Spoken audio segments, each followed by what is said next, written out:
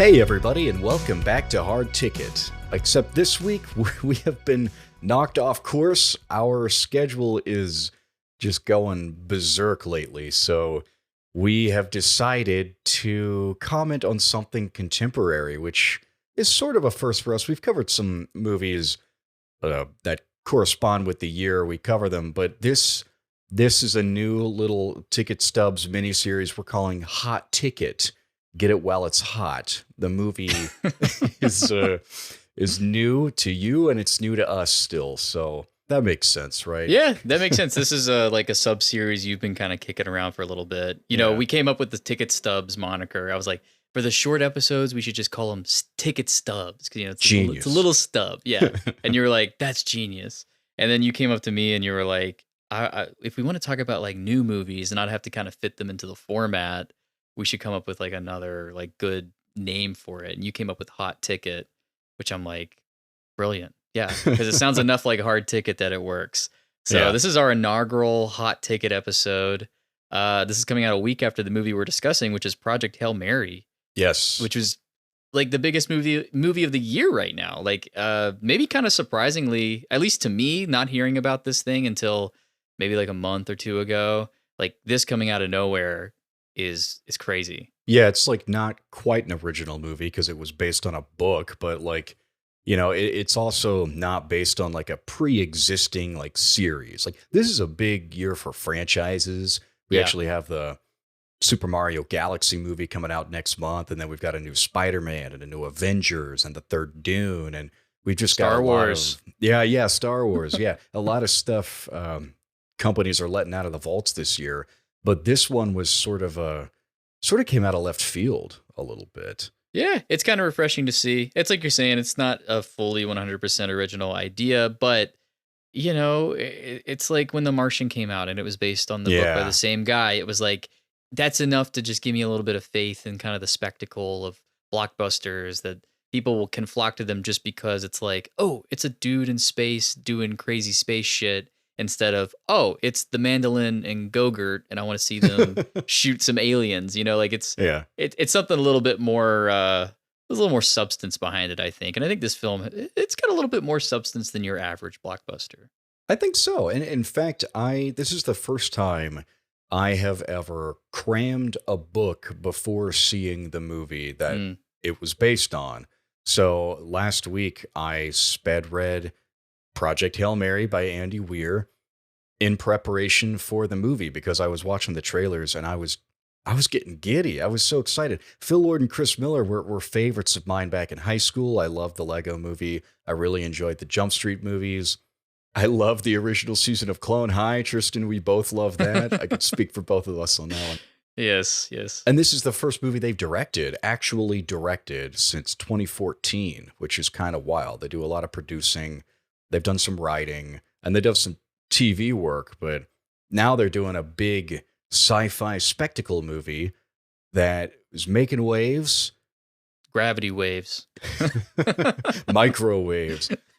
So we planned this in advance. We bought our tickets, went and saw it in Dolby yesterday. It's not even been 24 hours since we've seen this movie. By the time you're listening, it will have been a week, which might be relative to the time experience between us and the audience. the project Hail Mary and Earth as the ship blasts off to Tau Ceti to fix the problem of the Earth's sun dying. I don't know, dude. I'm all over the place right now. No, you're doing great. I was watching the trailers for this movie and they were like, the sun's dying. And I was just like, in the back of my head, I'm like, pretty sure the sun's got another couple billion years left in it. And I know it's going to start dimming eventually and getting brighter, one of the two eventually and whatever. But I was like, it's not going to happen like in our lifetime. So I was just like a little skeptical about the premise from the start. Had no idea anything about the little bacteria things called astrophage, which, you know, if you haven't seen the movie, it's like these little single-celled organisms that migrate to stars to eat starlight. That's, astrophage, star eater. That context made the movie make so much more sense.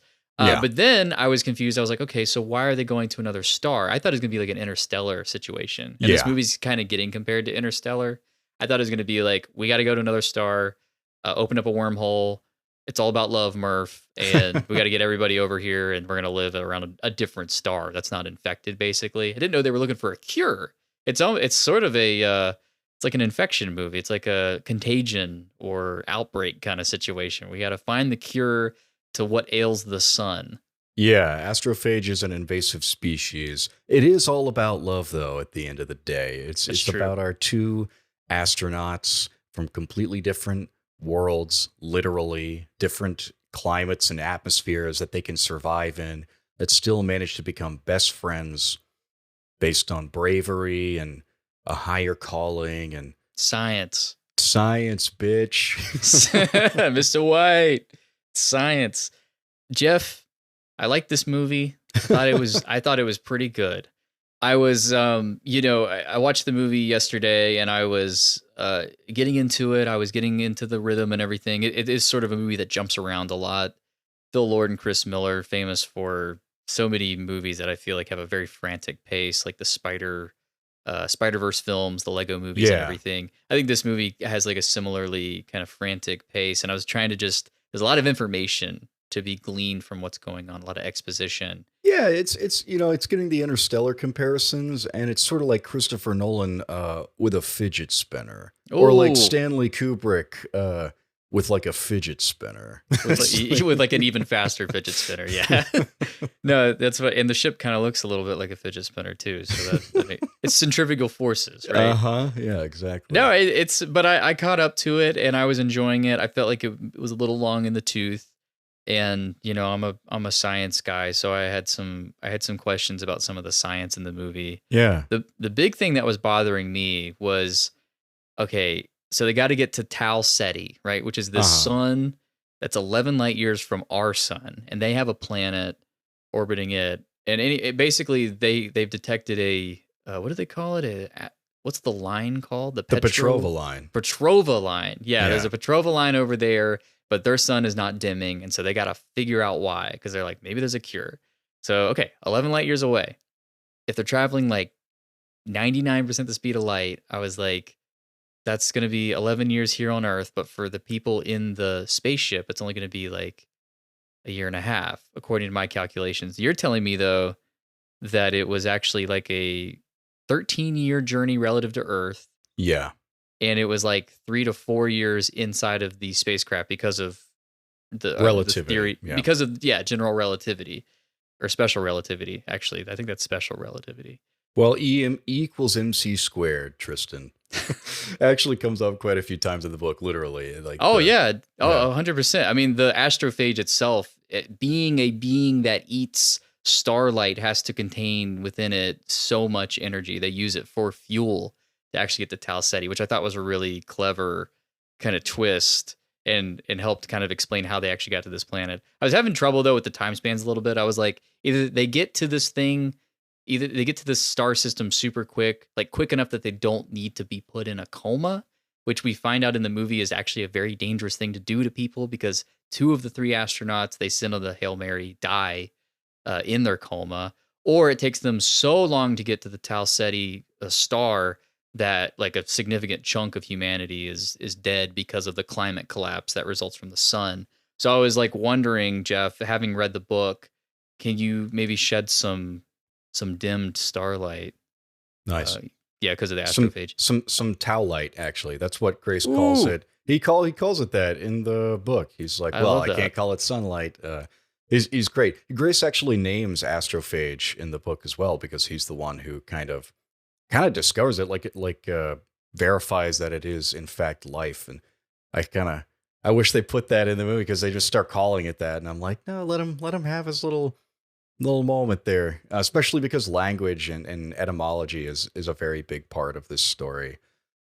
What you're saying about the light travel, it's explained in the book, relativity, all the numbers that you said. I mean, that's the explanation that you get. Now the comas are incredibly dangerous, and in the book, it's specifically stated that like 1 in every, I believe, 7,500 people has a coma-resistant gene where they can actually survive the induced coma.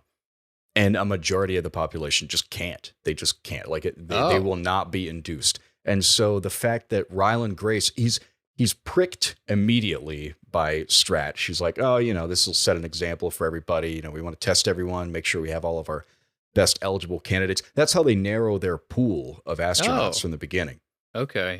That was totally glossed over in the film. It's not, I don't believe they touch on the coma gene at all, but Grace is part of that group, which there are so many things in this movie, or in this story, especially the book, where Grace's status as like the perfect person for this mission is just, it's beyond coincidence. It truly is like he is the only person who could pull this off, but he's a coward. And that is his arc. There's even a conversation he has between Rocky where they talk about like, how unlikely is it that we ended up in the same solar system at the same time trying to solve the same issue? And Rocky's like, well, not really, actually, because if any advanced civilization that could detect that their star was dimming would notice that this star was not dimming and was in the vicinity to be able to travel to it and end up here around the same time.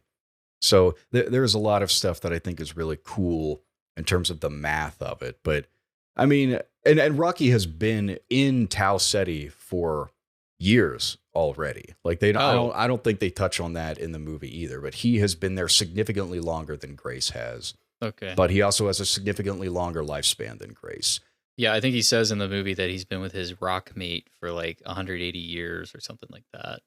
And so they live like super long. I had no idea they were like orbiting that star for so long, waiting basically for the Hail Mary to show up.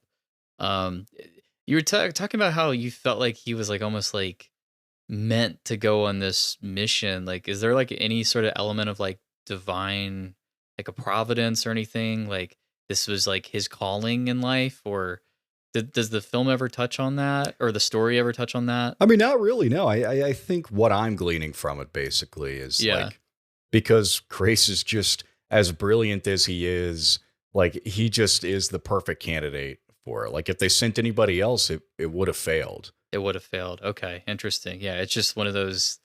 It's a Hail Mary. Yeah, that makes a lot of sense. Maybe you can shed some light on another aspect of the film.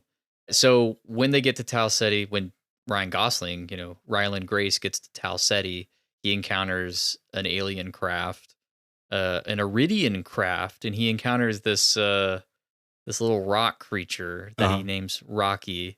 And Rocky's great. His biology is fascinating. He's like this. We were talking about how he's sort of like a cat, but he really is like a spider, like a rock spider, because he wanders around like a spider. He builds like webs of solid xenonite, yeah, and like he's like strumming on it, and there's like a lot. His species basically sees and communicates it all in sound. Like they don't seem to have any understanding of the electromagnetic spectrum, and because of that, they don't know about relativity. Yes, and which is something that Grace says in the film. Well, that Grace glosses over in the film. He says relativity and radiation in the same. He's like, their species doesn't know about either of these. Both of those are very important in the book, but relativity is the reason why Rocky has excess astrophage in his ship's fuel. Oh, okay. In the movie, Rocky's like, you can have some of my fuel. It'll take me 6 years longer to get back to my planet, arid, but I'm willing to make that sacrifice. In the book, it's not an issue. He has like a wealth of astrophage because they miscalculated because they couldn't factor relativity into it. That makes a lot of sense. I was like, yeah, he does seem to have all that extra fuel. And I was kind of wondering in my head, I was like, okay, like why would you load it up with more fuel than you need? Like, even though he's like, yeah, it'll be 6 years, but he's 100. How old is this guy? Like, he's over like 180 years old. So 6 years is nothing. He's young. He was alive when Columbus discovered other people already living in America. So, which is a joke that Grace makes in the book. Grace is a pretty faithful adaptation of that character. I do have some problems with some of the characters as they're portrayed in this movie, but I'm more curious, Tristan, to hear your sort of naked eye going into this movie, because I could follow all of the beats. Like, I already knew what was going to happen. I heard it was a faithful movie, and it was. It adapts the events pretty faithfully. Was there anything else you were confused about in terms of this narrative? Those were sort of the biggest things I was confused about. I didn't find myself super confused as the film was going on. I mean, there were a couple scenes like where they have to go around, they discover a planet and they name it Adrian because it reminds Rocky of his mate, and obviously Rocky's mate and Rocky is Adrian, which I thought was cute. There was he was talking about like the angle of the ship, and like he's like, we have to orbit it backwards or something, and there was just some of like the physics there that they kind of, it seemed like they glossed over a little bit, which in my mind I was like, whatever. But then I have of another mind, I'm like, why even mention it if you're just going to gloss over it so quickly? I did not feel like there's a sequence in this film where they collect this bacterial life form that lives in the atmosphere of Adrian. They call it a talmoeba because it eats the astrophage. It's a predator of the astrophage. And there's a scene where they're collecting that from the atmosphere. They have to get low into the atmosphere of Adrian, and they skim the atmosphere, pick up all this bacteria. And to me, it was like reminiscent of the scene in Interstellar where Matthew McConaughey has to dock the ship over Matt Damon's planet, which is a very like tense scene. The music, is super. No Time for Caution, super famous scene. My mind went to that comparison. I did not find it to be as tense. I did not find it to be as generally as memorable as that Interstellar scene. Of course, that scene's had 12 years to, or what is it? Yeah, 12 years to live in my brain. Did you find that sequence at all compatible? Like, did you feel like it measured up to it? To me, it seemed like that would be like climactic for the book, like to get all your ducks in a row, to skim this atmosphere, to collect this sample, to be able to send it to Earth to cure, the sun. Did you feel like they kind of skipped any of that over in the film? I think the sequence is adapted very well. I think the problem that I have is this movie moves at a very quick pace. It only stops and slows down for a handful of scenes, like Grace and Rocky's first meeting scene. I immediately noticed, like, okay, we're not skipping along, go, go, go. I feel like this movie wants to spend as much time between the two of them as possible. Now, the extraction sequence where they extract the talmoeba from Adrian's atmosphere has a lot of buildup. They are creating the chain links for the extraction for like weeks, which takes a lot of resources. And Grace is like, I never want to see another chain in my life. And if this fails, and like, I gotta make more chains. I want to do like, it's really cool. That's something too that, like Rocky, like at some point, like the secret, like something goes wrong and Rocky's like, it's not worth it. Like, we'll do it again. And Grace is like, I think this is it for us. And I was kind of just like in the back. It wasn't clear enough in my head as an audience member why he was saying we can't just do this again. Like, I don't think they established enough that, for example, the chains took so long to make and it took so many resources. To me, Rocky's like technology, like his ability to bridge the two crafts and just like effortlessly make this tunnel out of seemingly thin air. I mean, literally, xenon is a noble gas. Yeah. I was just like, they can just do that. Like it's magic, basically. So I did not have like a sense of here's why this can't be done. Not, again, going back to like Interstellar, like I was understanding the logistics there a little bit more. Not that Interstellar is perfect itself. I think they make a big deal of like launching off of Earth in Interstellar and their big spaceship and fuel being a big deal when they can just take off from the landing craft that they use to like land on other worlds in that movie, which is like, that's like Star Trek. It's funny. Interstellar starts off like NASA rockets and then it transitions to like Star Trek shuttle pods. And I'm like, there's something there that's not making sense. So not that Interstellar is perfect, but I did feel again, like that sequence to me, I was like, okay, they have to get this right this one time. And we've already seen how difficult this sort of like docking can be. Well, yeah, and they also, the most dangerous thing about the extraction is they have to get close enough to Adrian's atmosphere to collect the samples without being sucked into the atmosphere, which is why they have to angle themselves backwards.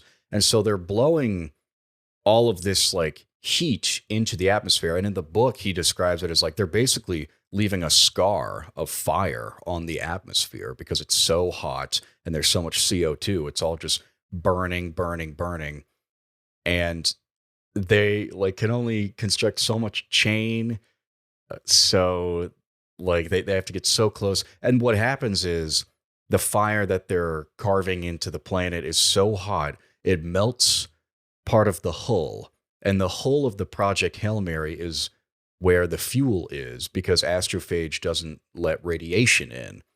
Radiation cannot pass through astrophage. Mm. And so once the hull is breached, the astrophage immediately begins to migrate to Adrian, and the ship begins to tilt downward, and they start to get sucked into the atmosphere. I love that. It all makes sense. It's all, meticulously built up to in the book, whereas in the movie, if you miss a stray line, you're going to miss it. So I think the adaptation is faithful. The in terms of like the sequence of events, I just think that the pacing, it doesn't allow for that build up. It's a little more unforgiving of the viewer if you're not 100% locked into what's going on, I think. Right. Which that might just be on my end, No, the pacing is like that for the whole movie. Like the beginning of the movie, like Grace immediately wakes up, gets out of bed, walks upstairs, realizes he's in space. This is chapters of the book. I mean, like he has to figure out there's no window in the rooms that he has access to. He doesn't remember his name, and his name is the password to get into the cockpit of the ship. And he's in centrifuge, so he doesn't like something falls, and he's like, I don't like the way that thing just fell. That doesn't feel like regular gravity. And so he's got to solve all these things and figure out like, I'm either in a giant centrifuge or I'm in space. And it turns out he's in both. He's in both. Mm-hmm. Does he is that something they anticipate in the book, that he's going to wake up and not like know who he is or what's going on? Oh yeah. So we're getting into a big issue that I have with this movie. Okay. Because the character of Strat forces Dr. Ryland Grace to go on this mission. Yes. And there are subtle personality tweaks to quite a few of the characters.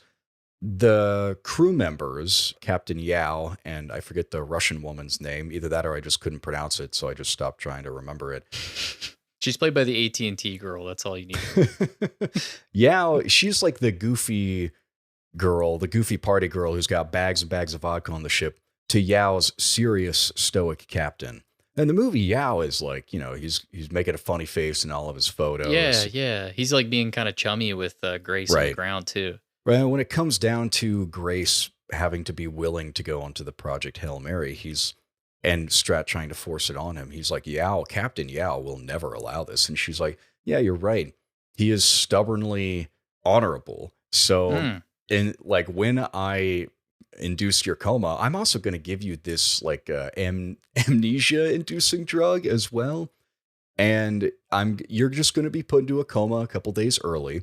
And I'm going to tell everybody else that it was for nerves, and they're just going to believe it. And you're going to wake up in space, and you're going to think you have memory loss as a result of your coma. And by the time you even probably remember that I forced you to go on this trip, hopefully you've already solved the problem. So, and you're already there anyway. Because Grace threatens sabotage. And she's like, first of all, you're not actually going to do that. Second of all, like, even if you do, like, you just won't remember anyway. So. Oh my God. Okay. This is like opening up so many avenues for me to like, okay. Like on one hand, I'm like almost glad that I think I am glad that they never even mention all that. I'm just like, because like that in my head, the fact that Ryan Gosling's character never says like once in the film that he's just I'm gonna sabotage if you put me on this thing. Well, it's an empty threat anyway. Yeah, I guess. It would it'd have to be something they take seriously, like in the film. And because he never says anything like that, I just assumed that the amnesia was just like an unintended side effect of the induced coma. No, he just wakes up and he's like, oh, I don't know where I am. And he has to have this coma to make sense, like for his character arc, which is that he is like someone who he's cowardly and doesn't feel like he should be in this situation, but he still does everything he has to do because he has to be the one to do it. It's just him on the ship. And by the end of the film, he realizes, I guess he's slowly like gaining his memory back as we are learning about him, who he was on Earth. And we kind of learn that, he didn't have a choice to be actually on this mission. He was forced into it, but he still conducted himself honorably and competently as well. And so it ends up sort of being like a revelation to himself that he always had that within him. It's it's sort of like a character arc. It's almost like a retroactive character arc. Oh, it's very much once he remembers that he did not take the trip willingly, it is only essential that when he realizes he has bred Talmiba to be so resistant to nitrogen, he has also bred it to be resistant to xenonite because those are the cages in which they bred it. He's like, well, Rocky is screwed now unless I turn around and save him. And if I do that, I will die. And yes, that is his arc. Him yeah, willingly making that choice. But the character of Strat in the movie is like kind of romantically tied to Grace. They don't do anything, but they have those lingering looks. They have this affinity for one another. She keeps him around on the project because you get the feeling that even though the weight of the world is on her shoulders, she still has that soft side, and he is sort of her morality pet like that, right? Mm. In the book, she does keep him around on the project, and everybody on the project also just assumes that they're in a romantic relationship because everybody's kind of hooking up anyway. Like the two science officers, the primary one and the backup one, they're hooking up and they both die because they're both in the same place when an explosion takes place. It takes both of their lives. Right. So that leaves the science position open for Grace to be drafted. But everybody's like, oh, yeah, we just assumed like you guys were hooking up because they also just assume he's number two. Like he's Project Hail Mary's second in command. And all of this is a revelation to him. He's like, what are you guys talking about? I'm just a science teacher. Like I'm only here because I made some of the initial discoveries and then I insisted on staying here. The character of Strat in the book is stone cold, and she is always on like an iPad, like plugging away. She has like diplomatic immunity from every single government. There's a passage in the book where she goes to court and like they're like, yeah, you're being just sued by like the patent agency, like internationally, because you downloaded every single piece of information on the internet and put it on a computer on the Project Hail Mary, and you can't do that.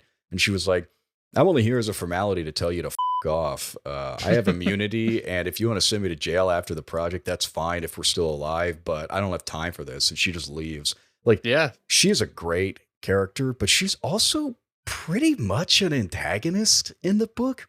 Her scene where she forces Dr. Ryland Grace to go on the Hail Mary is not this tearful, like, I don't want to do it, but I have to do it.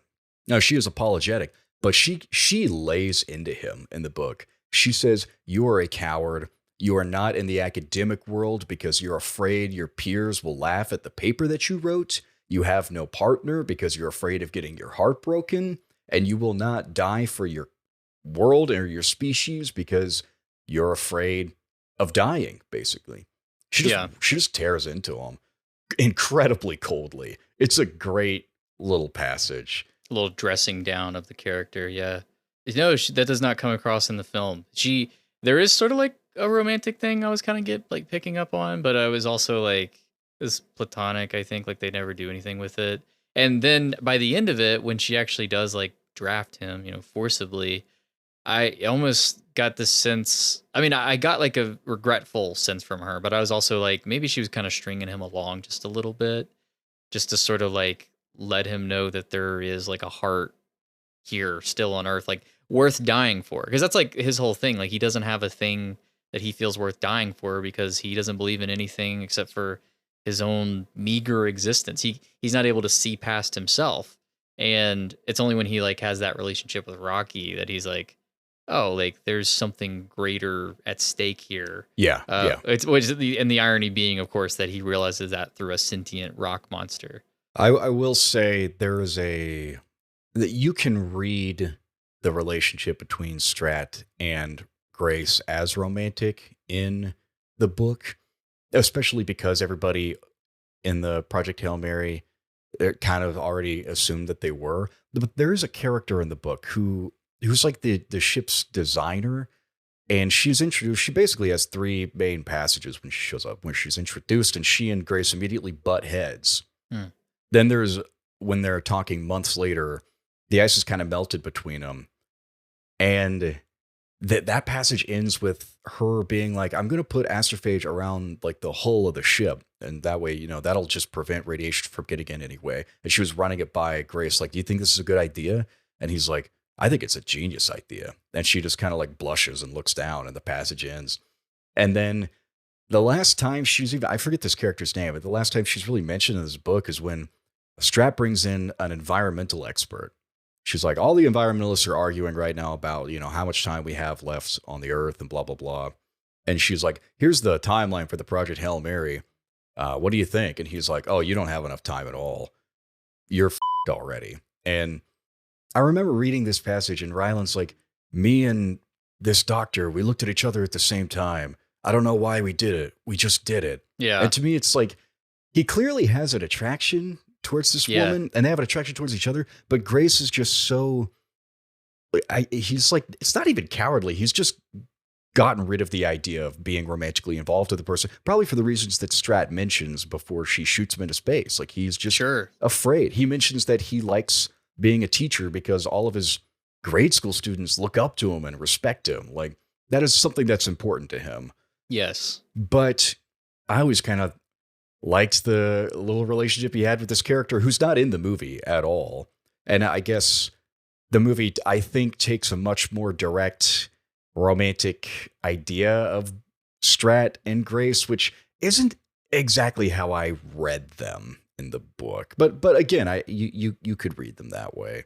I think it works in the film. I think it's actually, it sounds like it's such a dense story with so much information. I think combining these two characters into one actually works in this context, because I think the romantic side of their relationship in the film, it plays.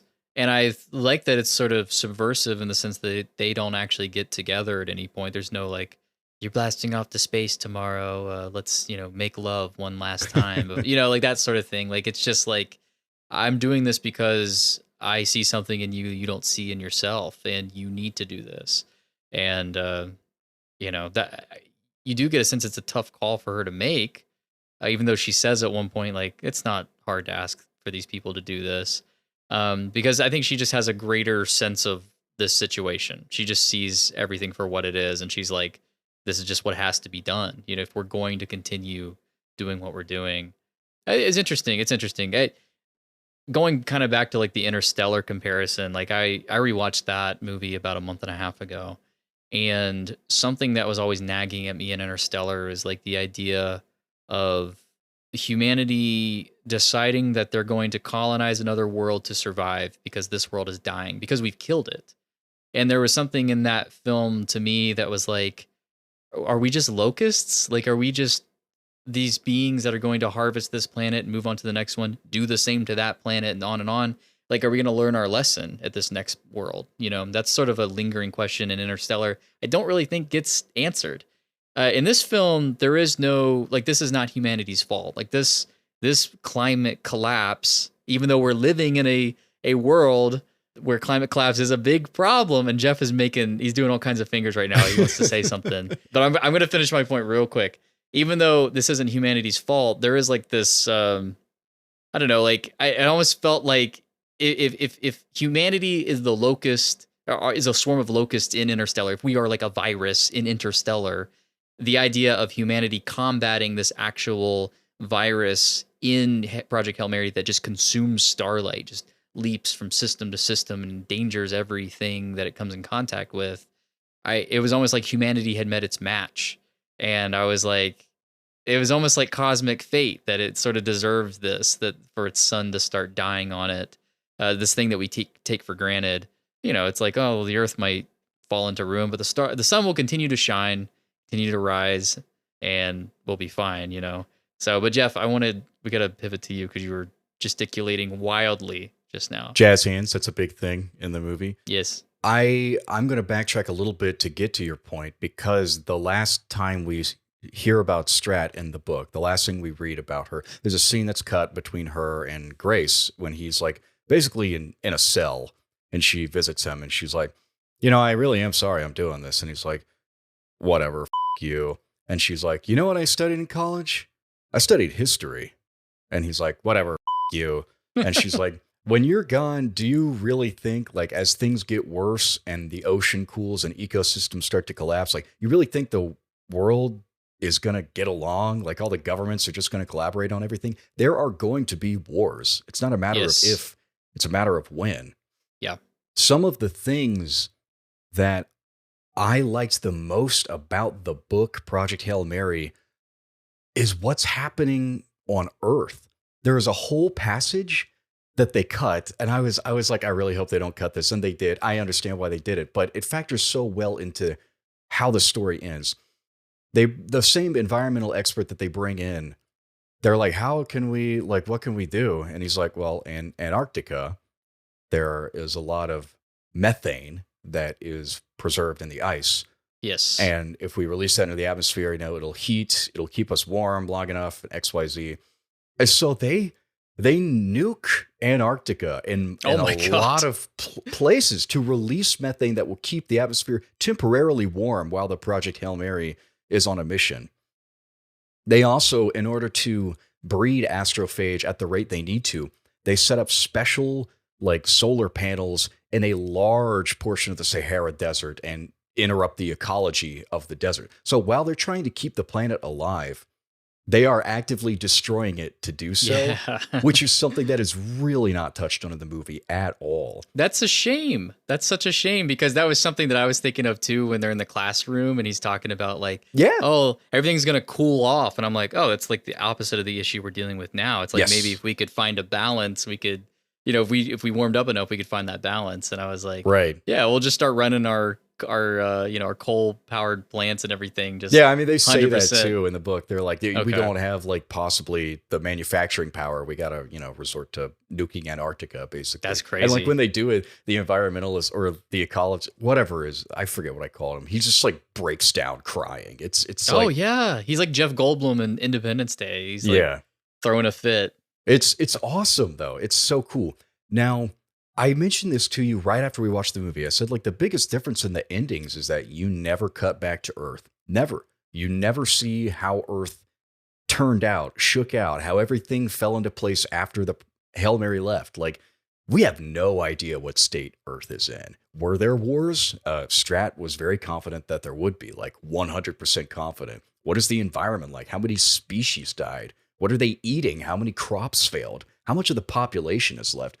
No idea. The only indication we get that they received the findings of the Hail Mary is that the sun returns to its original capacity. Iridian scientists were monitoring it, and an older Ryland Grace at the end of the book gets confirmation from their scientists, and at that point he can kind of relax and be like, okay, it was not all for nothing. They did it. I don't know what they did. I don't know who's left, but they did it.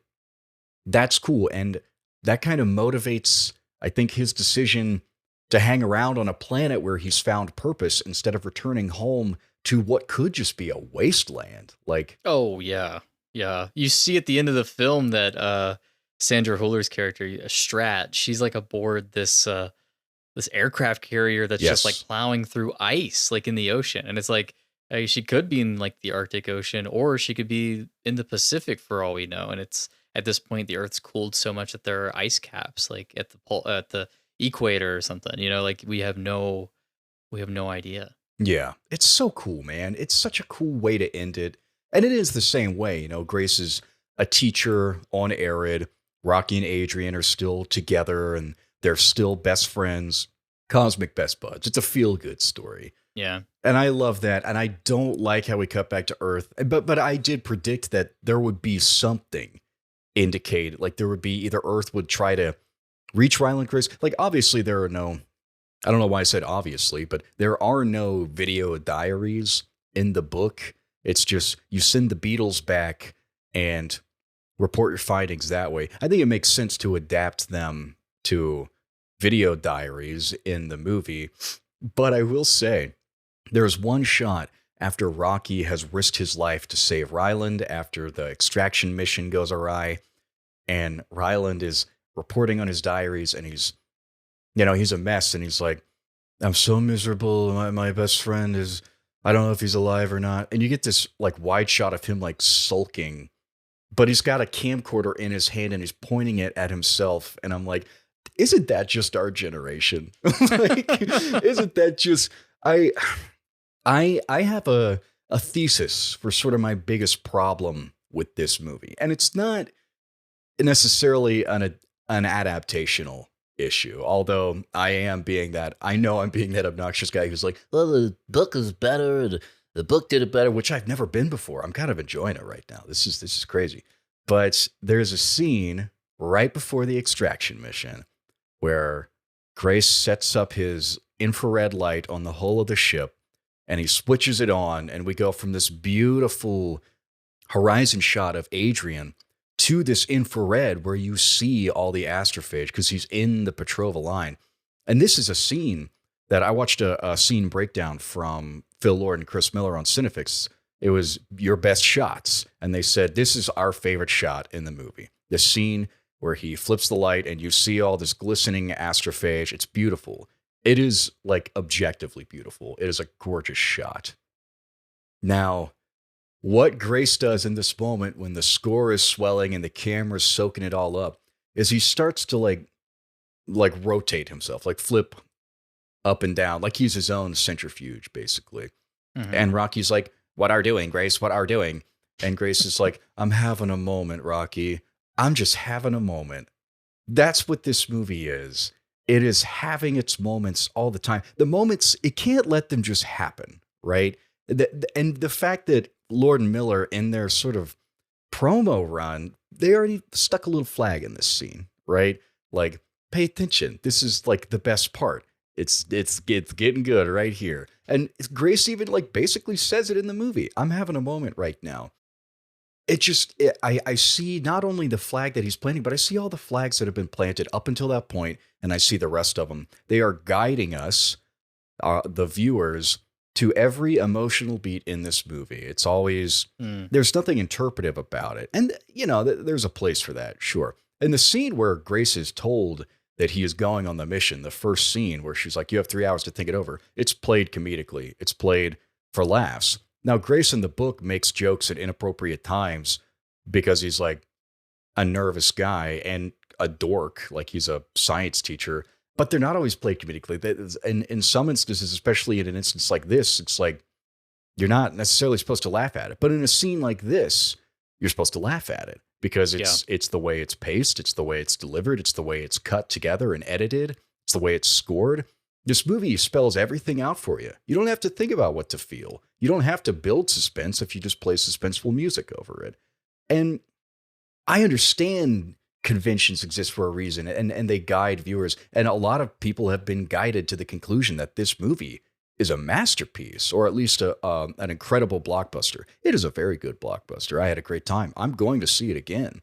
But the way this movie takes the original story, which had all these sort of ways you could interpret it, and, you know, flattens it. That's kind of what movie adaptations do, isn't it? It's what some do. It's what, in my opinion, a poor adaptation tends to do. Yeah. Well, unless it has like a particularly strong interpretation, it's going for. But like, you look like a movie like The Shining. I feel like there are so many interpretations for that film, even though, you know, Stephen King famously disliked Kubrick's adaptation. I watch The Shining, and every time I get something new from it, a new angle to look at it. You know, I watched Project Hail Mary last night. You did too. I've thought about the movie a little bit, but not generally in like a thematic way. I haven't really thought about like the characters or the themes being explored. It's a spectacle film. It's a buddy film. It's a feel good buddy film.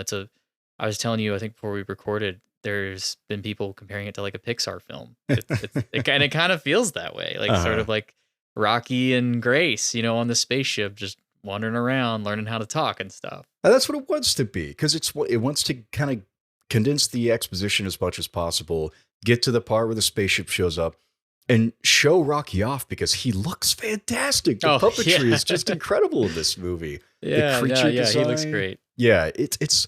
And what the movie does do really well is show their relationship in a really fun way. It's enjoyable to spend time with them. It's enjoyable to see their back and forth.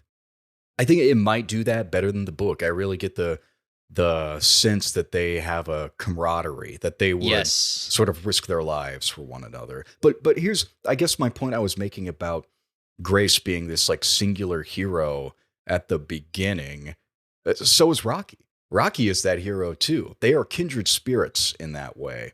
Rocky is the sole survivor of his ship. He's an engineer. They're sort of like, they complete one another. That's why their mission is successful. And Grace wouldn't have succeeded without Rocky. And Rocky would have just been floating out in space with a dead crew without Grace. Their relationship, that's what we want to get to. That's what Lord and Miller want to get to. And it doesn't disappoint. I feel like I've said a lot of negative things about this movie that I enjoyed and was genuinely impressed by at a lot of moments. Yeah, I agree with you. I think the shining heart of this film is its heart. I mean, it really is. Like, Grace and Rocky were a lot of fun. I laughed a fair amount at this film. Maybe it could have done with being a little bit less funny and a little more serious. Maybe. But the heart of it is undeniable, I think. I think it's just fun to see a guy and his little pet. And you get to pick which one is which, because at the end of this movie, Grace ends up literally in like a snow globe, like a terrarium. Yeah, he's like kept by the rock people. So yeah, it's a lot of fun. I had fun with it. I just, do I think it's a masterpiece? No, I mean, the films that this is getting compared to, like Interstellar and 2001 and Solaris, and just like any of like the Space Odyssey films, Ad Astra, like I feel like there's maybe a little bit more going on thematically, but this one has a lot of heart in it. And in that sense, it's almost like a Wall-E more than it is like a Interstellar. Oh yeah. It's just got a little bit more of that heart. And while still having the science stuff, but it does almost feel obligatory. I don't know if that's where Lord and Miller's interest actually lies. And I think sometimes that hurts the film a little bit and definitely obfuscates some details to me as a viewer who wasn't familiar with the book. But I still had a good time. I would see it again. I don't have any plans currently to go see it again, but I would recommend it. I mean, I think it's one of those films that you can just be like, oh, go see this movie. Like it's a fun watch. A little long in the tooth, but you can get past that. Like, I think you'll have a good time with it. Which is wild, because I was like, the whole time I was like, this thing is moving so fast. I didn't feel the length of this movie, but I did definitely feel it. Probably if it was going to change, like it could have lopped off some things. It already lopped off a handy amount of stuff.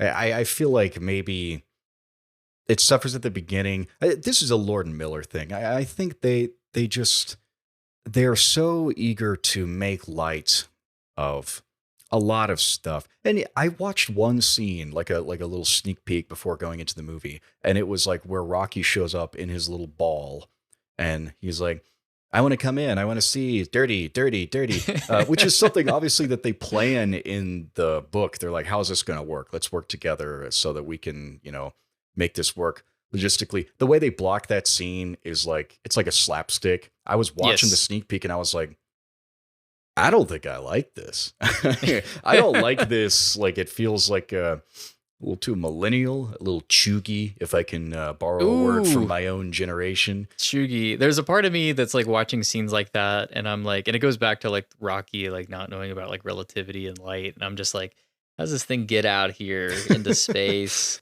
It was gonna be running its little hamster ball rock thing into this spaceship with like all the sensitive equipment. I was like, what? Whatever. Oh, no, he's a rock. He's a rock. So everything on his ship is, super sturdy, I guess. I don't know. There's moments like that too. Grace kind of comes across a little bit dumber in the movie. Yes. Like when he first encounters the ship, in the movie, he's like, I got to get out of here. I got to get out of here. But in the book, he's like, if I make any sudden moves, like I have no idea what's going to happen. So I'm going to play this really safe. The first canister they throw at him, they throw it very slowly. He has 40 minutes to get in his spacesuit and catch it. And he does. And he throws it back a little faster. He's like, this will show them that I'm capable of catching things a little bit faster. So he's a little more methodical. I think they're both a little bit more methodical in the book, which is something I appreciate in my protagonists. I will say, before I watched that sneak peek, I could not stop watching the trailer for this movie, especially trailer number 2, which has Champagne Supernova by Oasis in it because it was that song was stuck in my head for weeks in prep for this movie. It's just like I was watching it and I was like, that happens in the book. He catches the canister like in the book. I was so excited. Maybe I knew it was going to be a little bit of a crowd pleaser, and so I put my expectations a little bit too high. But the book is also a crowd pleaser. Like I don't. It's not like high literature or anything, but it was compulsively readable, and that's what I appreciated. It made me feel smart for understanding it, I guess I'll say. I wrote here about the shifting aspect ratios. Oh yeah. Which was interesting. And there's lots of like camera spins and everything.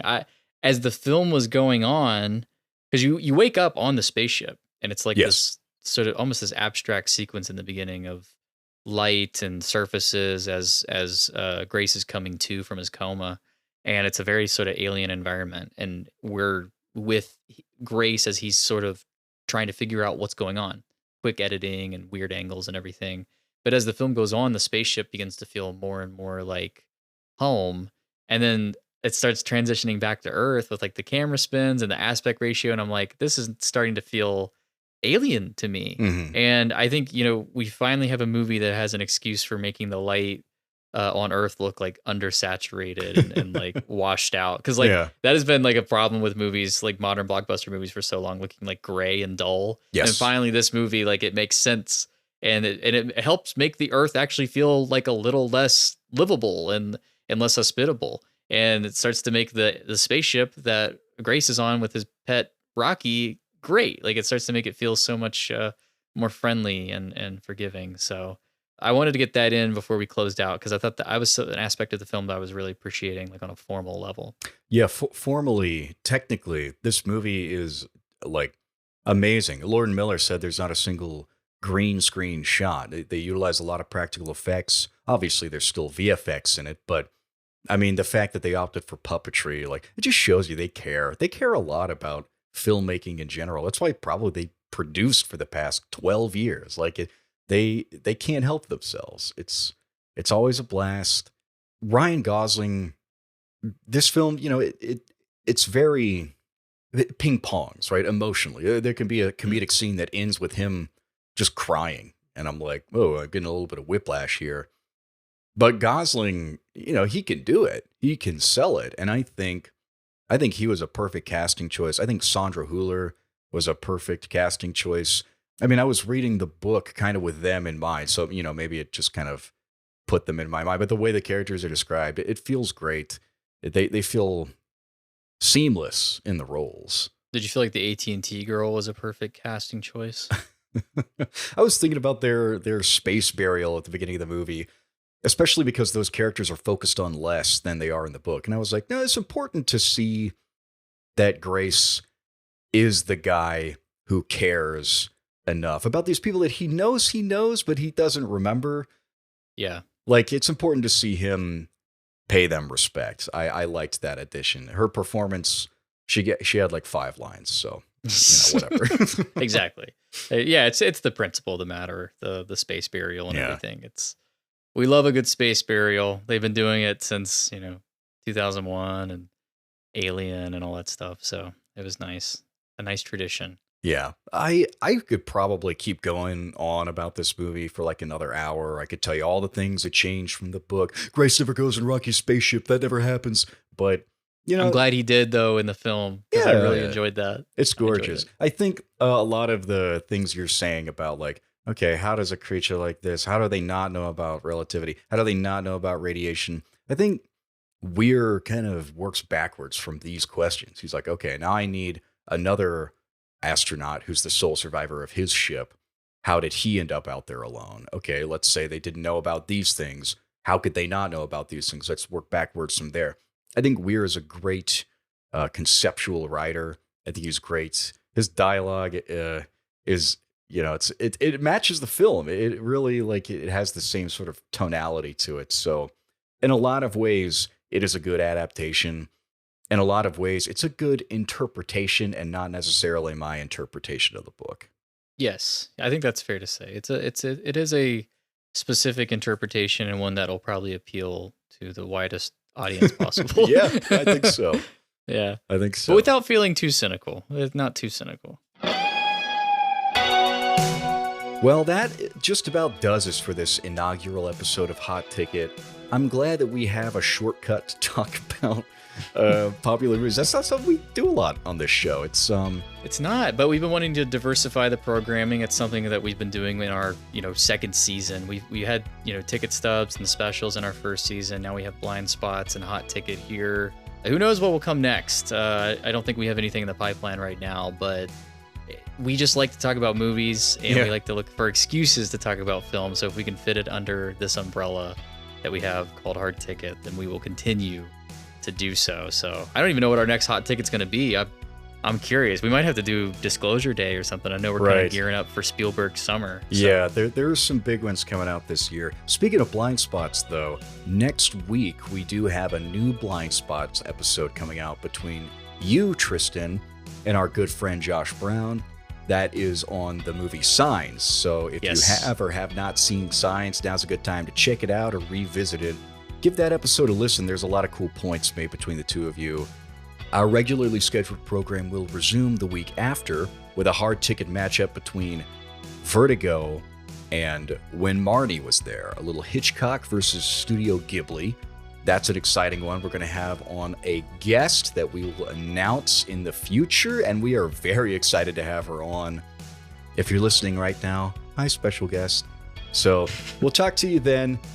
As always, thank you, Jared Tadlock, for designing our brand elements, keeping our podcast looking fresh. Thank you, Aaron Griffin, for mixing and mastering our theme song, sung by yours truly in a truly awful falsetto. You could follow the podcast on Instagram and Blue Sky at Hard Ticket Pod, all lowercase, all one word. You can follow me on Letterboxd at Jeff Blogus, all lowercase, all one word. Tristan? Yes, my Letterboxd is Tristan Moore. Instagram is at Tristan__less, and email the pod at hardticketpodcast@gmail.com. Send us some more suggestions. What should we cover on Hot Ticket next? Yeah, that I think that's gonna do it for us for our first Hot Ticket, Jeff. That does it. As always, we will see you guys at the movies. Ooh, ow, ooh, hot, that's a hot ticket. Ow, ooh, hot potato.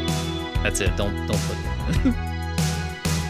It's a hard ticket at the movies. Which one will you watch? Let's decide. It's a hard